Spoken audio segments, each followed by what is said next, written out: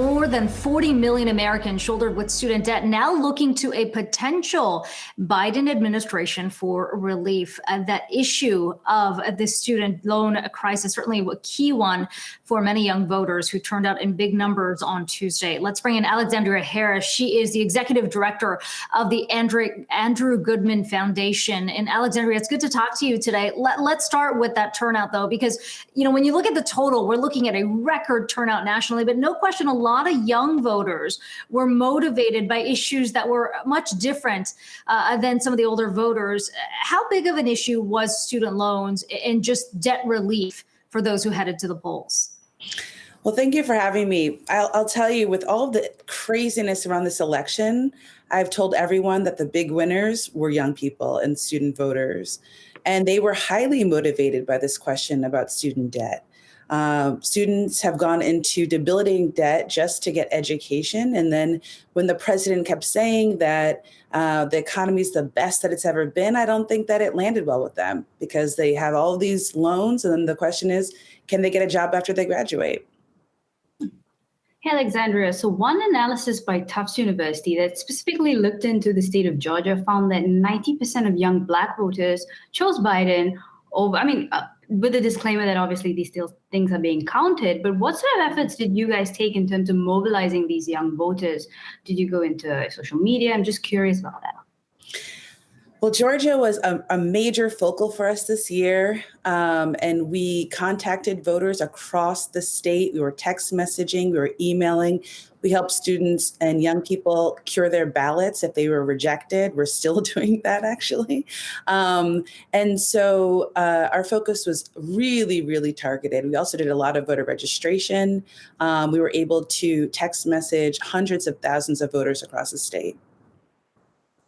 When we talk about younger voters, I think that's pretty important, considering the jobs figures we got today. It shows continued weakness in terms of the employment rate for younger Americans. Students graduating to this, we were talking about that earlier. I do not envy that position at all. It's going to be a tough job environment to come out into. But on that front, how much trickier does that make the conversation around student debt, considering these payments are going to be tough to meet without a job?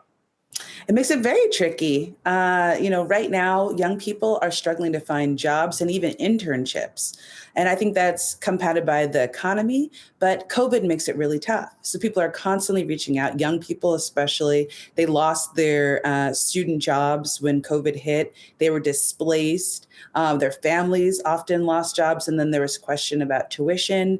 So coming out of graduating and they don't have a job, it's going to be really difficult to pay the loans. And then there's, questions of forbearance and how long that will last. And all this sets them up for a lot of financial difficulty going into their early careers.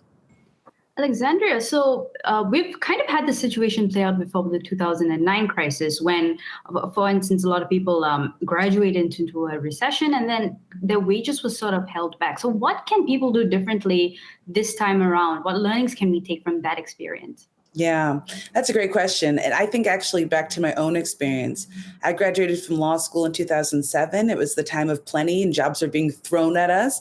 And then shortly after, the bubble burst and everybody was struggling. And what I learned from my own experience as a kind of young person at that time was to be really clear to live within my means. And even when you take out loans, be really mindful to not overspend. I think a lot of students, when they get their loan checks, they think I'm rich, let me go buy this or that. And it's just absolutely not true. Be really mindful with whatever lending you receive that you're going to have to pay it back someday. So always make sure that you live within your means, that you're budgeting, that when you're thinking about your entire portfolio as a young person, that you take a job that can support you. And obviously, this is kind of a tough one because jobs are so tight, but really thinking about your entire life cycle and what you want to do.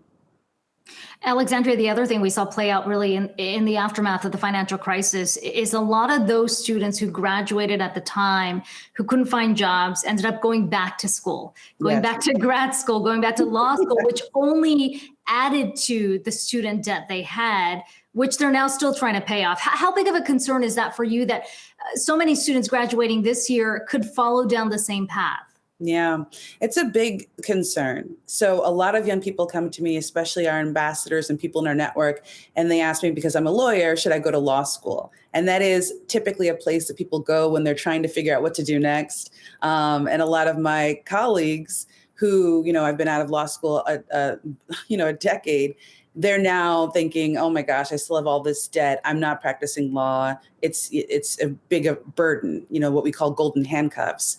So what we are telling people is, if you want to go to law school, then go to law school. If you want to go to med school, go to med school. But if you don't want to go, then you certainly shouldn't go there and incur all this debt. And, a little bit of the elitist in me says, go to the best law school you can go to so that you can get the best job that you can. And even at the top law schools, we're seeing people are coming out and they can't get jobs. So it's a real risk. It's a real gamble to say, I'll just go to school hoping that it'll afford me a really great job. We're seeing that's not necessarily true.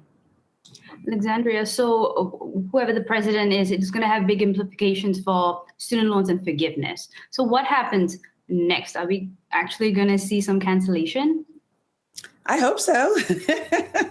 But Lord knows, let me tell you the best thing about students voting in mass numbers. The way that we're seeing record turnout with student voters means that now we're really going to hear politicians caring about what young people think.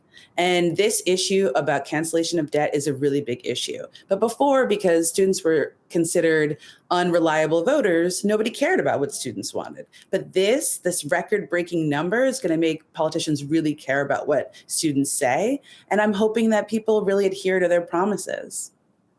Yeah, no question. Certainly a lot of power in those numbers that we got from Tuesday. Alexandria Harris, the executive director of the Andrew Goodman Foundation, and our very thanks to Aarthi Swaminathan as well for joining in on the conversation.